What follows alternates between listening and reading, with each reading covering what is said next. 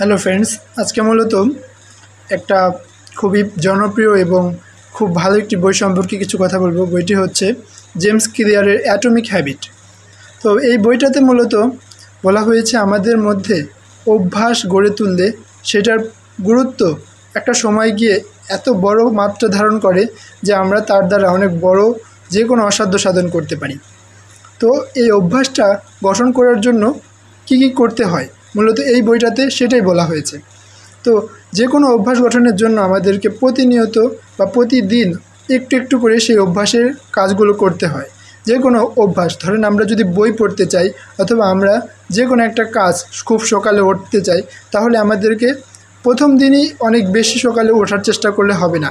প্রথম দিন একটু কম, তারপরের দিন আরেকটু, এভাবে ধীরে ধীরে উঠতে হবে। কিন্তু আমরা অনেক সময় দেখা যায় সেটা ধরে রাখতে পারি না। কেন? কারণ আমরা এটার ডাইরেক্ট আউটপুটটা